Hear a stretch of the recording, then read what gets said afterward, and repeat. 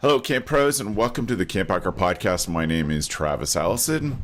I'm a summer camp marketing and strategy consultant. I am the founder of the Summer Camp Professionals group on Facebook and also one of the co-founders of Go Camp Pro. My work that I do is helping camps translate the wonderful things that they do into a language that inspires camps' parents to send their children to summer camp. Hi, and my name is Danny Subin. I'm the founder and managing director of Green Camps Initiative. I'm currently based in Texas, traveling around doing ropes course work and helping to build the sustainable camps movement. And my name is Jacob Rodenberg, and I'm the executive director of Camp Kawartha, located in beautiful Lakefield, Ontario, 2 hours from Toronto. Hello, I am Seth Hirschtal. I am the co-owner director along with my wife, Lauren Popkin Hirschtal of Blue Star Camps. This will be our 70th anniversary season. We are third generation leadership, and we are in the great state of North Carolina. It is a great state, North Carolina. I agree. So, Seth, I'm going to start with you and dig into the history of each of you for just a moment before we move on to today's topic. So, summer camp's family business for you, is it?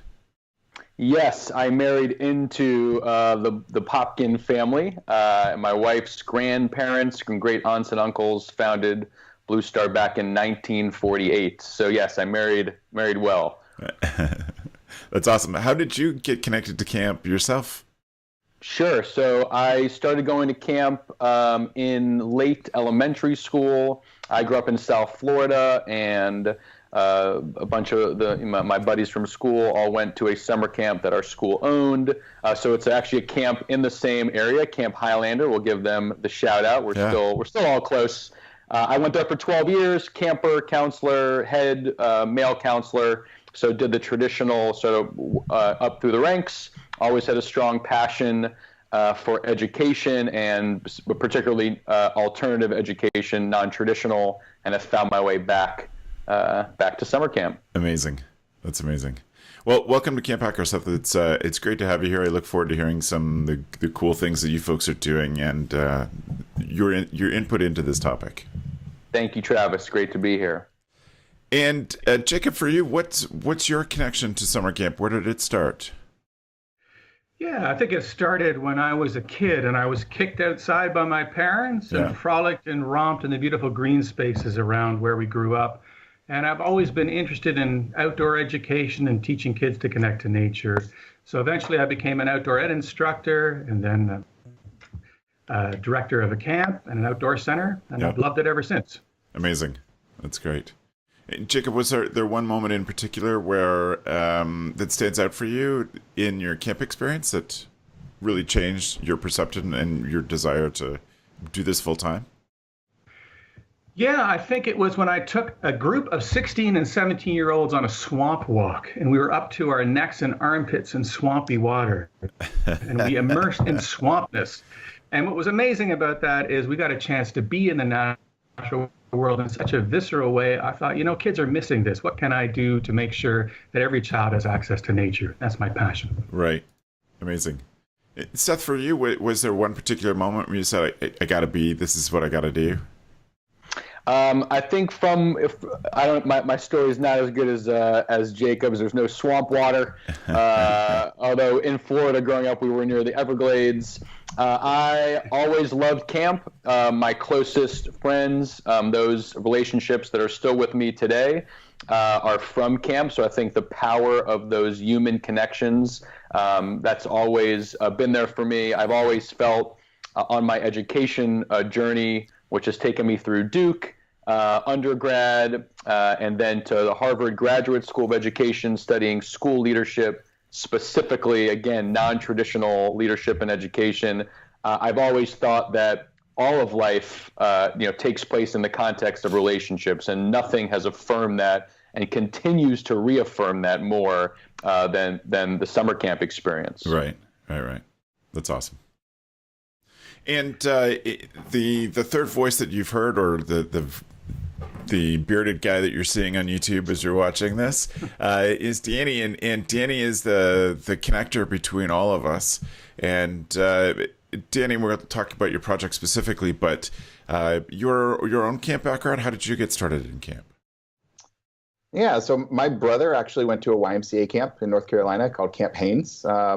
And I followed in his footsteps as a camper. I was probably 7 or 8 years old, my first summer out there, and spent about 11 or 12 summers going out there and went up through the leadership development program, had some great mentors, and really got my exposure to leadership and all that camp provides.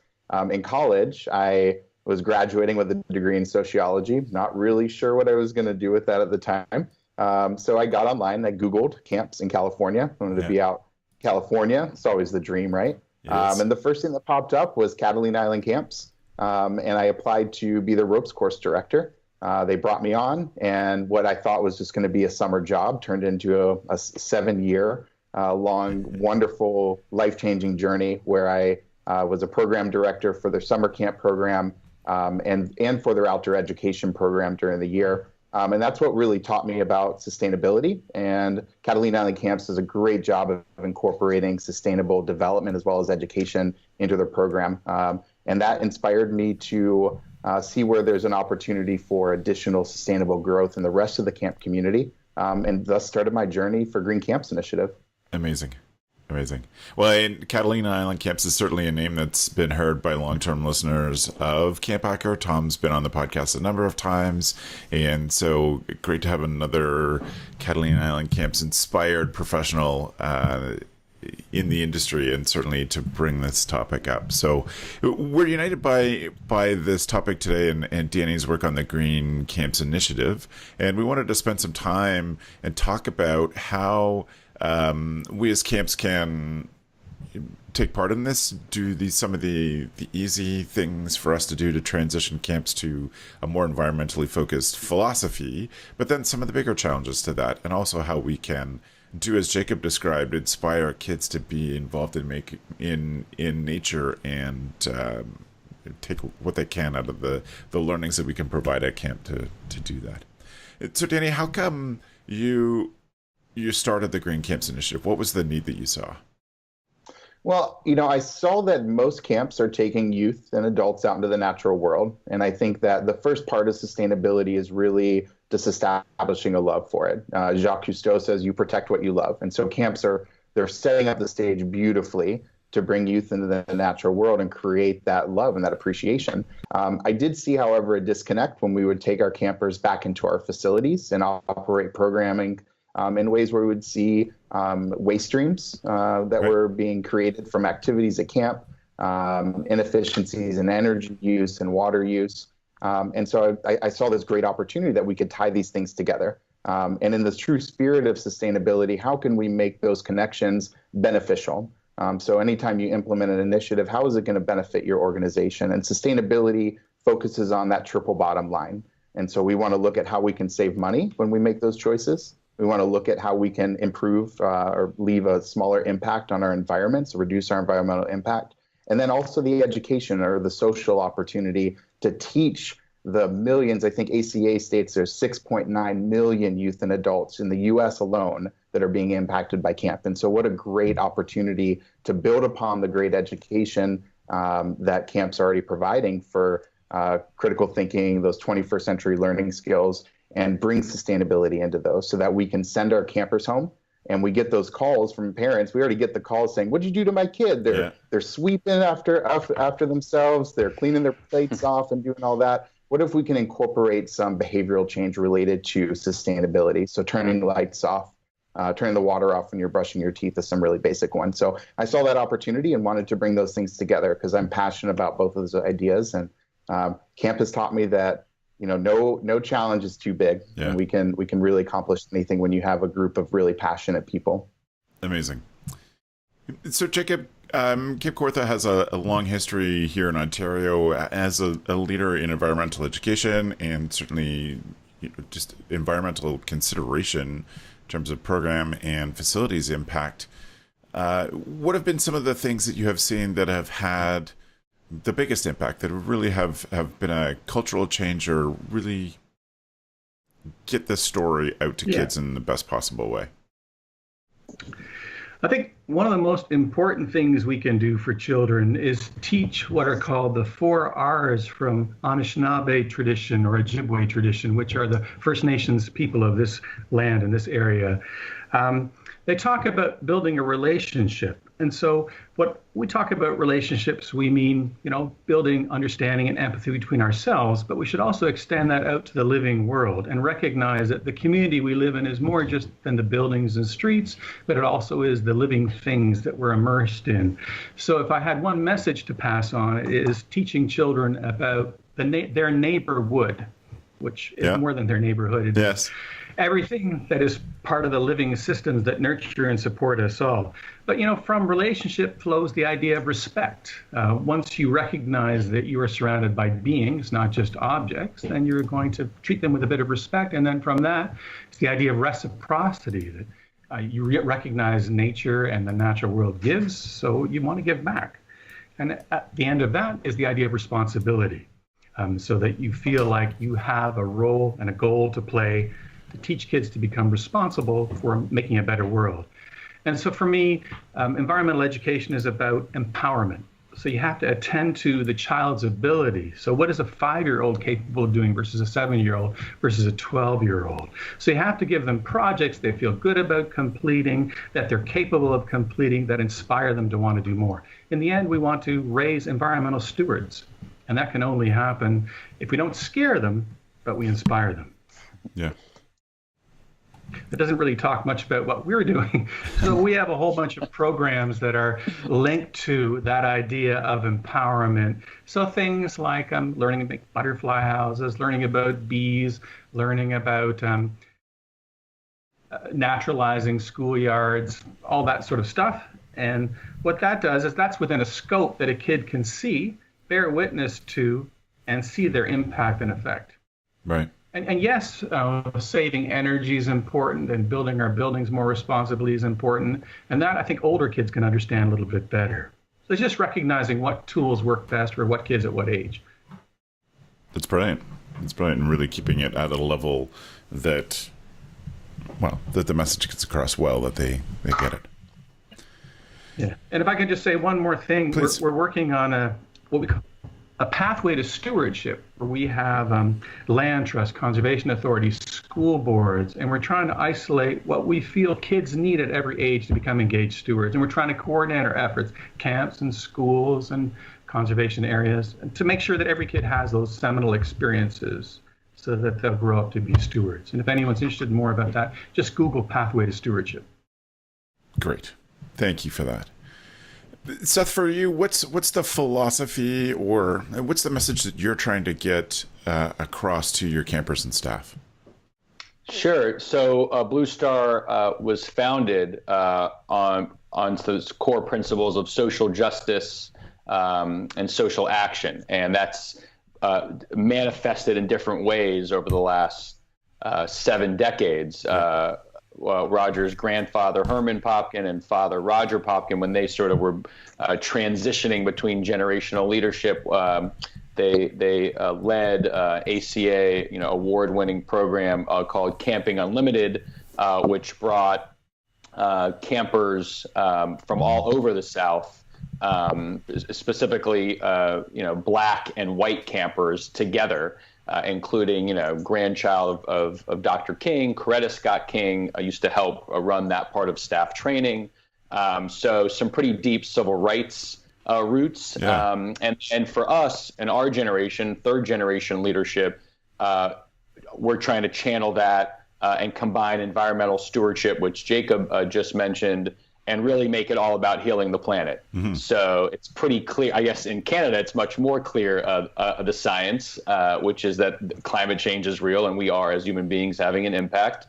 And to step away from the politics of it in the United States and just take it from a global perspective, clearly the climate is changing. So without getting into politics at camp, but just focusing on what we can do, and trying to model engagement for our campers, it's what we're trying to do is focus that on on the earth in a myriad, in myriad ways. So one thing that we began with about 5 years ago is one of our longtime alums, Avi Janagli, who has worked closely with Danny at Green Camps Initiative. He sort of we started the conservation generation, a term that he brought to us, kind of his giving back to Blue Star, and we've maintained that idea as we've gone through summer to summer and added on different both behavioral change approaches and just certain physical things that we've done to continue to green our physical space and sort of green our programming development as well. So, excellent. I'm grateful we started with the big thinking part of this. And I do want to come back to some of the ideas that Jacob's introduced of the practical on the ground things we can do. But let's say in philosophy for a moment. Danny, what do you think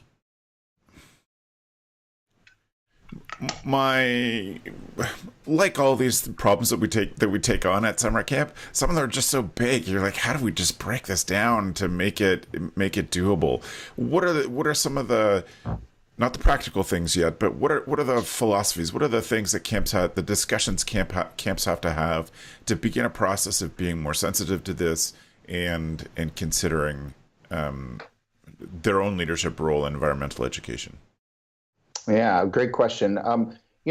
I think that one of the biggest challenges that we face about bringing sustainable initiatives and solutions into any organization, camp or otherwise, is just the overwhelmingness of that word sustainability. And so I really think that defining sustainability as it applies to your organization is really an important step.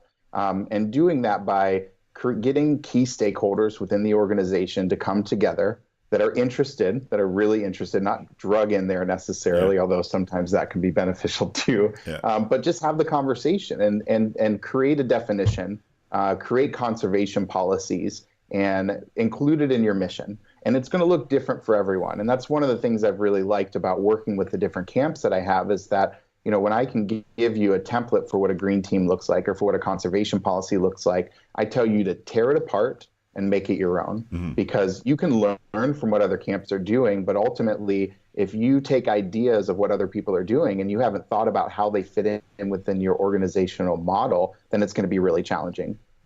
So when you start implementing those practical on the ground solutions, you need to make sure that you have support from all different levels of that. So I think defining is a really important one. And then what can it look like? Looking at case studies. So that's a big thing that Green Camps Initiative is pushing for. We want to gather case studies of practical initiatives from camps that serve different size groups of campers, that serve youth, that serve adults, that serve and operate in different regions, and put those case studies together so that you as a camp professional can look up and say, I want to do a composting initiative. Rather than me just Googling composting, because there's tons of resources out there. There's tons of composting resources, but you're going to get lost in it. And so start by looking at what other camps are doing. And those case studies will help show what are the successes that we had and what are the challenges that we came across. So those case studies can really set you up to reduce the amount of work and hopefully stress and resources that are going to go into implementing a new sustainable initiative or a policy by having a lot of background information. So again, I think defining sustainability and understanding what it could potentially look like are really good starting points. And that green team, get those people together, have the conversation. That's really your first step. Yes. Great.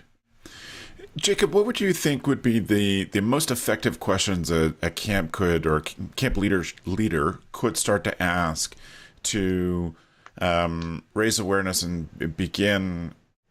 I think camps in general are nominally better at environmentalism than, I don't know, schools, towns, whatever. We're probably, in general, a little bit better than all that. But what are the questions that we can ask that really start to make this a centering philosophy of our camp programs? Yeah, it's a very good question. I think it comes down to agency. And what I mean by that is, what do the resources enable our camp to do? Yeah. So it might be a small camp with not much of a reach, but within the culture of your organization, can you, for example, include more nature-based programming, include a couple of elements of how you save energy, how you reduce your ecological footprint. So I think you have to start where you are and make small but determined steps. And you can, through that, those small steps can add up to make a big difference. So there's no one size fits all. I think, partnering with other camps is a great idea. Partnering with other organizations and seeing what they're doing and learning from them is a tremendous idea. And I think Green Camps has a great role to play in helping connect camps to resources. So kudos to Danny for making that happen. Thank you. That's awesome. Seth, I'm curious for you folks how the stuff you do in a day at camp, how that is. We certainly talked about one effect too for having one of your alumni doing some work with Danny. But how have you seen this daily at camp stuff impact families, communities wider than just a day at camp? Sure, and that's you mentioned in the beginning of the podcast, or maybe before we went on, the concept of sort of taking the microcosms of what's happening out there at all of our wonderful camps across the world, and bringing that and spreading that out. So one of my first camp directors and mentors always spoke about at the weekly campfire about the ripple effect. So the camp experience is all about an intentional camp experience, which all of us on here are focused on, is dropping the pebble in the water and the still water. And then over time, it ripples back out as every camper, every staff member takes it back into their home community. So for us, for example, Danny at Green Camps Initiative referenced case studies. It's really a foundational approach that they have, which is, similar to, for example, the Harvard Business School, is a case study approach. So he's Danny's on to something there with this case study idea. So the first case study that we did, again, with conservation generation was all about water conservation. And so the baseline was very simple: turning off the tap when you brush your teeth, shorter showers, super simple, but the approach, the amount of effort, time, energy, resources that went into making those couple few outcomes happen was vast, and planned for an entire year, reinforced all summer. And then we did research, and the research, to get to your question, went out to campers. Every camper who participated that summer in our specific water conservation program.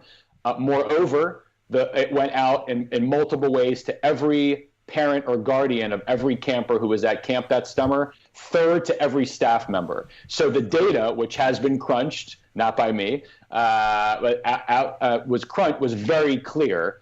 That absolutely campers were talking about it, or making, again, incremental changes at home with things that they were doing when they brushed their teeth at night.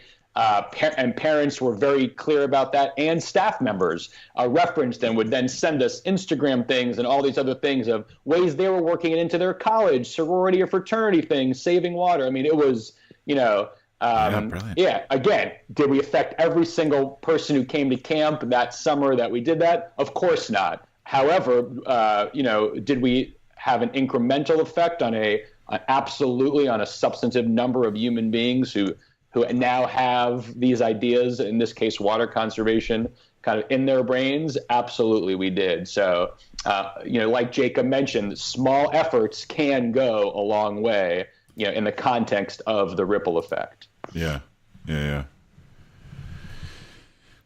So, Danny, from your perspective, having looked at, talked to, studied the case studies, what are some of the things that camps can do to have a big effect? I love the water conservation one. I like that it continues on throughout the years. What are some of the other things that you can see that really are, opening the eyes of campers and staff? Yeah, I think, I like the term low-hanging fruits. I think the low-hanging fruits of initiative, like changing out light bulbs, looking at low-flow shower heads, Policy is huge, kind of implementing policies, and even simple policies. It doesn't have to be a big, thick booklet of it, but turn the water off when you're not brushing your teeth. And that was a big part of that conservation generation studies. Y'all had those policies that went along with it to help change, do that behavioral change, which is a big part of that study. But I think really, understanding the management of what it's going to take to implement those is really, really important. So before you go implement one of these behavioral change or implement one of these initiatives to start a case study, really think through the long term of that, because a lot of the problems that I run into when a camp starts a composting program and it goes away is that there hasn't been good communication. A lot of these projects are going to fall on the site managers at camps, and they're often left out and just told like, hey, you need to go track this compost back to back at camp every single day. And they're like, what? How are you doing this? So I think good communication to make sure that there are good management systems and realistic and practical ones in there. And you start small. On Catalina Island camps, Travis Langan is our outdoor education manager out the program and started our garden. And so the garden has grown into this beautiful example of a sustainable education station where we talk about composting and gardening and permaculture and all these great concepts. But he started with one 3 foot deep compost pit. And we had like one small planter box. And today it's grown immensely. And it's amazing to see what he came from. But he didn't start by plowing or kind of putting in 15 planter boxes. He started really small and to get support. And the other part, and we had touched on this before, is culture. I think in order for these things to be successful, you have to build that culture. So if you start small, in your first summer, you talk about turning the water off when you brush your teeth and why our organization has made a commitment to this. And these are the ways that we're doing it and that you can support us in these initiatives. You build that culture, because when you get 50 to 75% of your campers coming back next year, they're going to know, because that culture is a part of that camp, that we turn the water off when we brush our teeth. And that allows you to move up and put more in-depth things that are going to have larger impacts as well. Right. Seth, for you folks, what have been, let me front load this with, one of the great pleasures of being a camp director over time, or just being in the industry over time, is that the seeds that start small, like that garden, they do grow, and it's often surprising how fast things grow when you're willing to consider camp in years instead of just days or weeks. What have been some of the best long-term impacts for you, Seth, at Blue Star, the things that have grown and really have become part of your culture? Sure. So I think Jacob and Danny are both onto it with incremental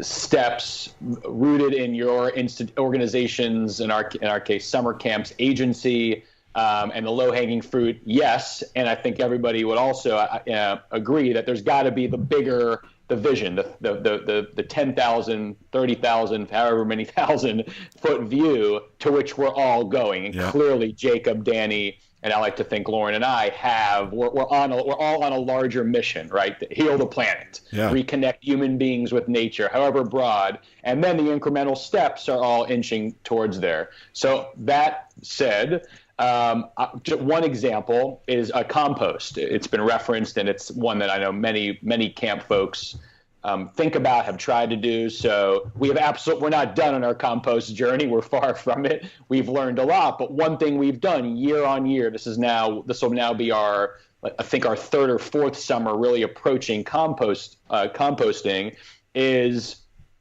we started, I think the first year, at one of our massive camp-wide events where we had the entire camp's attention, and our oldest campers do like a week in review, funny video, whatever. I had all of the cool leadership staff, all of our unit leaders who work with all of our campers across all ages, dressed up, silly Blue Star headbands, bright colors, and we had these painted, the arts and crafts, our fine arts, our pottery, our specialty staff, painted these beautiful bins, but made them look really nice. Yeah. And we just did this ridiculous, silly summer camp skit that we made up right before, and they were into it. They had passion, they had purpose. And then those compost bins found their way into each of our dining halls, And we did it like once a week, and we made it really simple.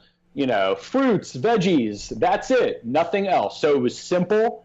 Everybody could do it, and of course it becomes a competition, friendly, which camp group, which division. Yeah. And then we've just grown that year on year. And now we're finally at a place where, and it's gone to our garden, farm and barn area as well. And some campers who sign up for those options get to experience it at a deeper level. And now we're ready to take the larger step finally and actually contract with an organization in the Western North Carolina area to actually take all of our other food waste that's not otherwise being used properly and actually get that out of camp to even better usage. So starting small, behavior change, get that, and also structurally, how can we take all the other food that's not being composted by our campers and actually get it to good use? So building it over time. Yep, that's great. Jacob, is there something that Kawartha has been doing or has done that you feel has had the greatest impact in terms of inspiring your participants? Yeah. Sure. I'll tell you the story of the creation of our Environment Center, which is one of Canada's most sustainable buildings. And it happened with a partnership with a college where they have sustainable builders. And we got some funding, but I encourage there must be natural builders near where you live. So if you're ever going to be thinking about building a new building, consult them, because there's some wonderful sustainable technologies out there. At any rate, so the building we built was 26 young people that did it in the space of 3 months. And it's a beautiful space. You walk in there, there's rainwater harvesting, there's geothermal, all natural materials. When the useful life of the building is over, it returns to the earth. It looks beautiful, and imagine if everybody lived like this. Zero carbon footprint. We need spaces that inspire, that activate, that motivate. And I think camps are a great place to do that. So if you're ever going to be thinking about building, do consider even one sustainable element. That's a teaching opportunity. Yeah. And from that one building, we've worked with the Teachers Ed program, and we're now doing eco-mentorship programs, training young teachers to be environmental educators. We're doing that with the early childhood educators. So this one space became a catalyst for all things sustainable. And it might not be workable for many, but it's worth thinking about. Right. That's right. We'd invited past CampHacker co-host David Gill to be on, and he wasn't able to join us, but they've certainly done some amazing things in terms of their environmental building work at Ferncliff in Little Rock. Danny, you're so good at studying this stuff. What are the things that make this message spread, really have impact at the camps? Well, I think it comes back to the culture piece of it. Okay. I think it's also kind of beautifying it a little bit. Yeah.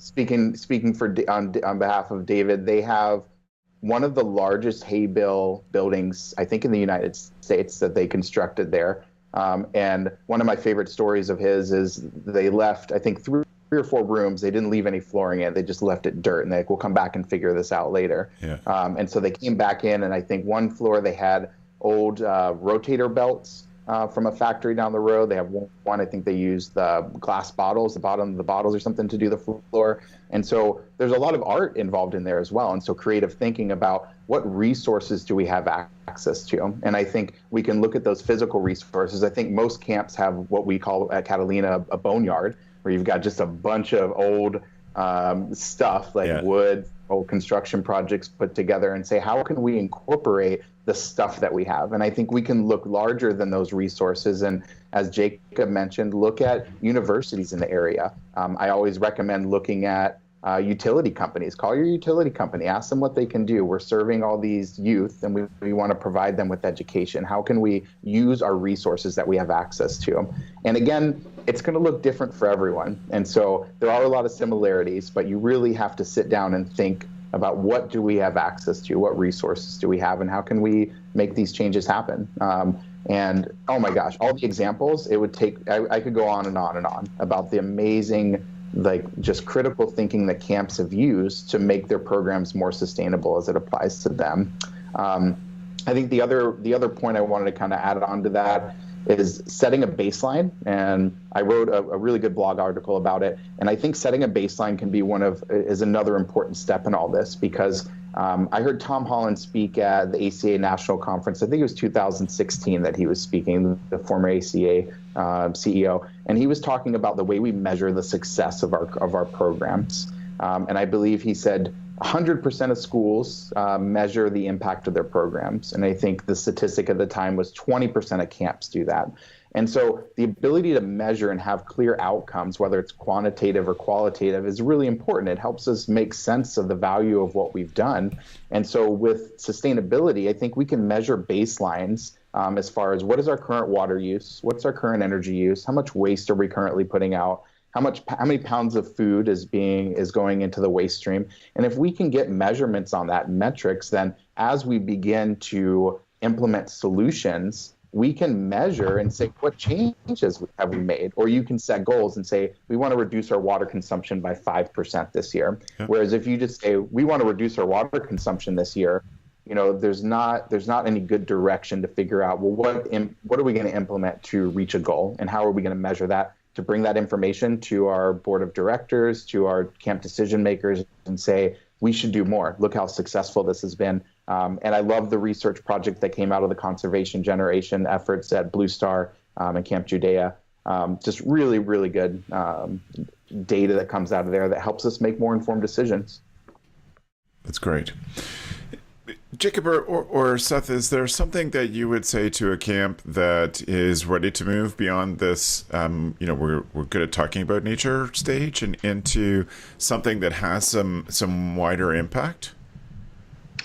Yeah, I think it would be great to get some of your instructors and counselors conversant and understanding how to do good nature education. I keep defaulting back to nature because really nature is just everything living. Mm-hmm. And if you can encourage the kids to begin to recognize that, the world that they live in is more than just people and buildings, that has got to be the very foundation of stewardship and sustainability. But you can do that in all kinds of fun ways that aren't just purveying information, but it is using drama and using music and storytelling. We are storied creatures for thousands of years. That's how we transmitted information.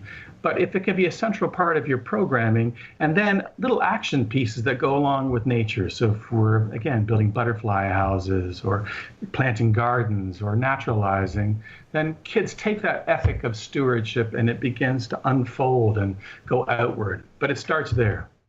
How about for you folks, Seth?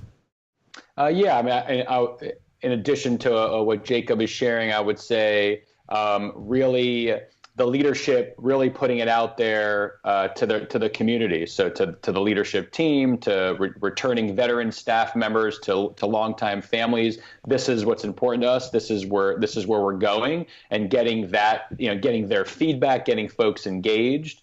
I think is another element. So in terms of laying the foundation, laying the groundwork for really being able to build something meaningful. And the other thing I would say, which connects to kind of part of what we're doing right now today, is to engage and partner with other folks. So Danny at Green Camps Initiative,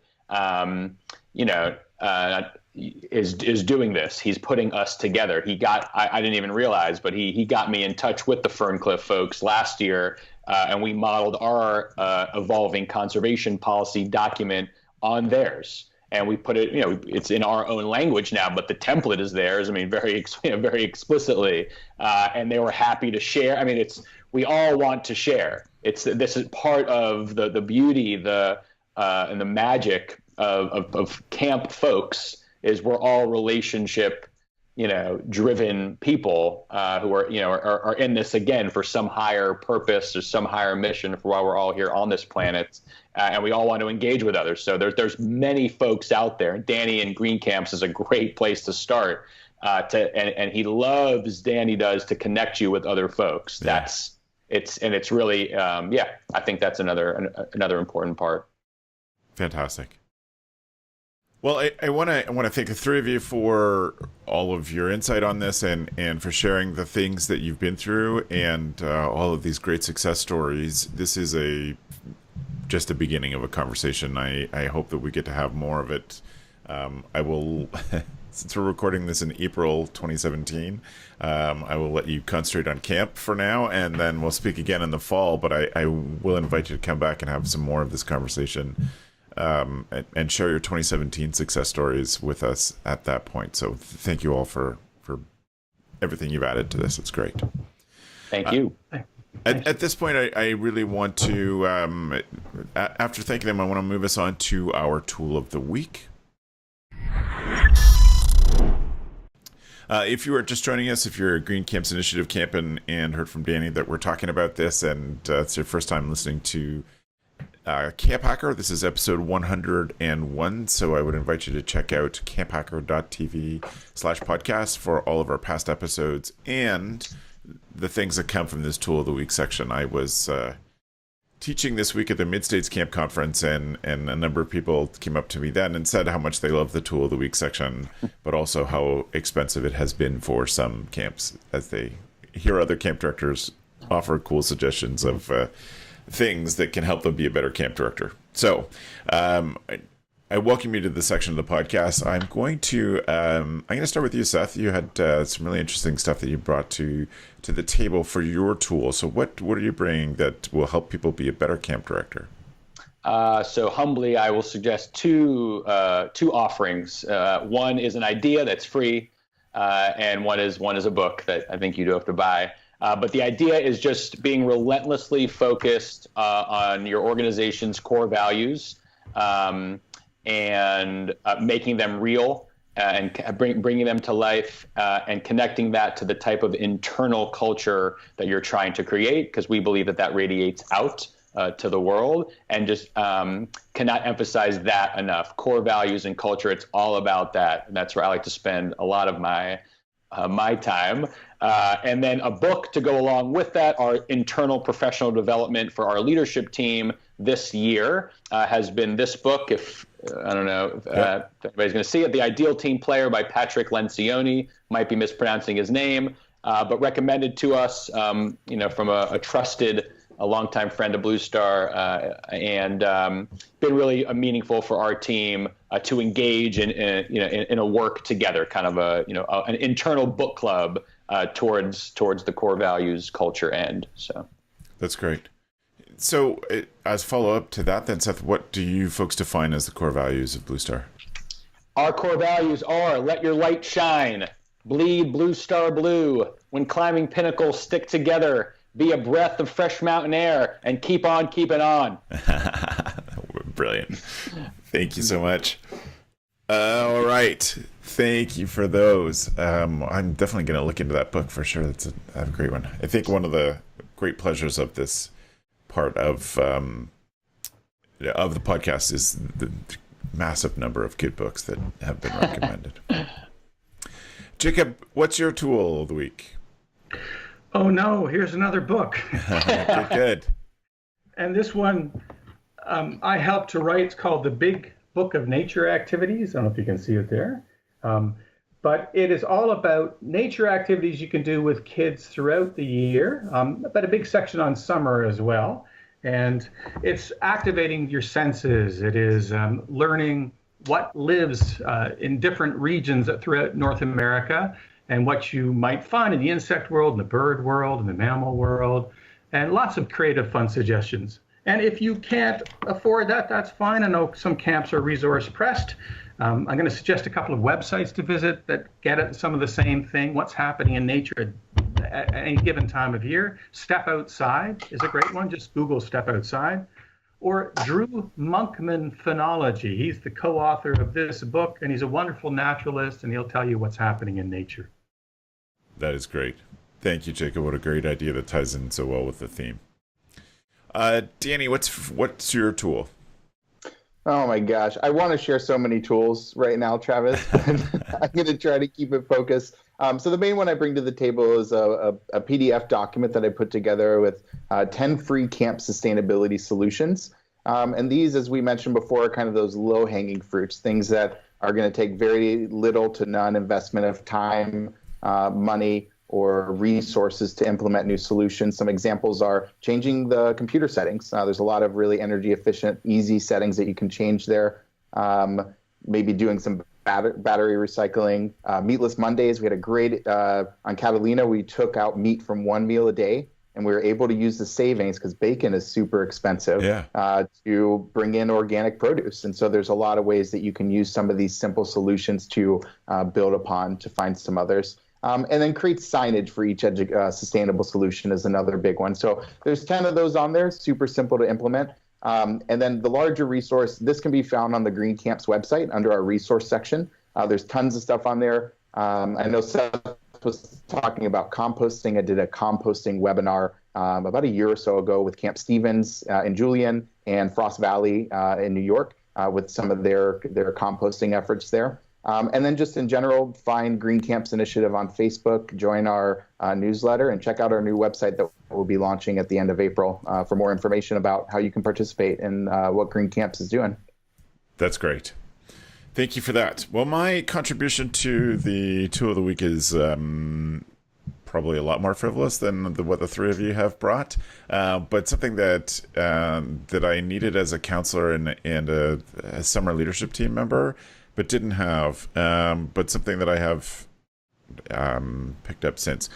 I'm a person who fidgets and sketches and doodles, and that's all part of my increases my ability to comprehend and absorb what's going on when I'm trying to learn things. And we as camp directors always had a basket of quiet fidget toys on the piano in the lodge when we were doing staff training, so that staff were getting antsy could pick it up and have something to do with their hands, could help them listen.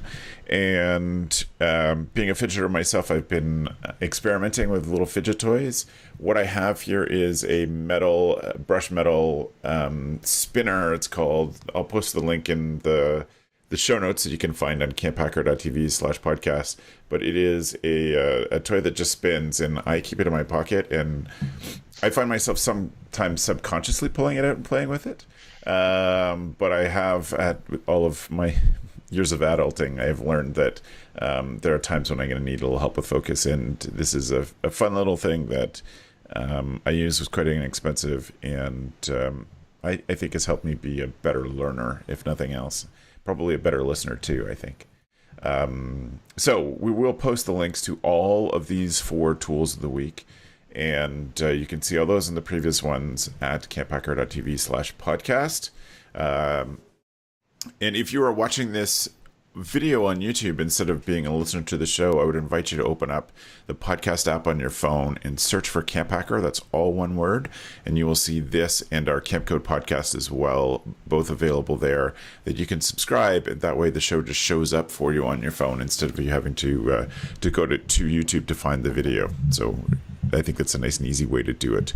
And there's also, as I mentioned, 100 previous episodes of this that give you something to listen to when you need a little break from people calling your name. Is always the one thing that I found at the end of the summer. I was like, I would like to go through for an hour without somebody just calling my name to ask me something.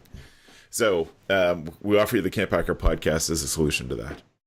I really do want to take time to thank all 3 of you for being here, for adding so much to the conversation for what's going on with summer camp professionals in general, and specific to this issue of what we can do to give our staff and campers the tools to be better citizens of the world. So I'm grateful for that.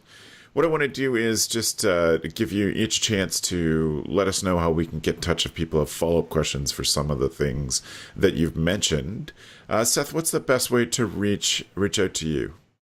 Sure. Email probably is the best, connected to all devices. And that's Seth, SETH, at bluestarcamps.com. Blue Star Camps, all one word, and that's with an S after camp. So bluestarcamps.com. Of course, our website, bluestarcamps.com, and all of our social media, everything kind of connects, interfaces through there. But please do reach out. Brilliant. So thank you so much for being on the show. I'm grateful. Thank you, Travis. It's awesome to have you. Jacob, if people have follow-up questions for you, what should they do?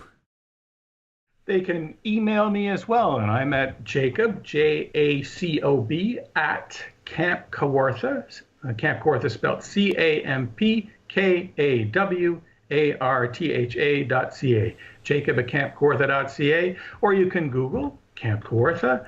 And always a pleasure to speak with people. It excites me to make partnerships. Amazing. Thank you for being here, Jacob. My pleasure. And Danny, you are the man with all the resources and lots of opportunities for camps to get involved in this in big and small ways. If they have follow-up questions for you about the stuff you talked about or about Green Camps Initiative, what should they do?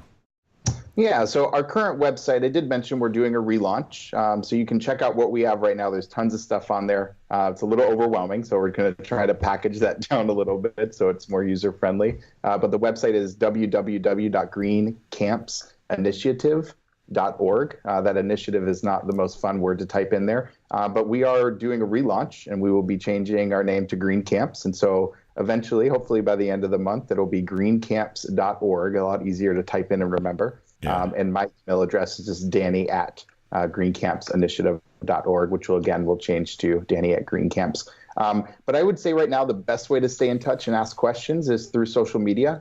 Follow us on Facebook, and please, we're trying to grow our social media presence. And so liking us on Facebook would be a huge benefit. And then on the website, you can find a link to join our newsletter. Come September, there's going to be some huge things happening as we plan for some big things. I don't want to leak too much about it, but keep an eye out. You'll see Green Camps around. I guarantee it. Wonderful. Thank you, Danny, for pulling all of us together in this conversation. Oh, my pleasure. Thank you for hosting this. This is wonderful, and what a great opportunity to be on the podcast and share the great work of Seth and Jacob, two of our founding camp members for Green Camps. So appreciate you all. Yes. Thank you. Thank you to all three of you. Again, I've said it a number of times today, go to camphacker.tv/podcast if you have any questions, you want to see the previous episodes, or you'd like the links to get the suggestions and the tools from this week. I want to say thank you to Matt, who's our executive producer and editor, for all of the work that he does. We just record these, and then Matt does all the extra work of getting these online, so it's up to him, and we're grateful for his work in this while he is beginning a new camp job. So thank you to him. And I want to thank you to our listeners. If you are a subscriber on YouTube, if you're watching us on YouTube, please do subscribe. But thank you all for being a part of this discussion about how we as an industry can make this world a better place. Thanks for the evening, friends.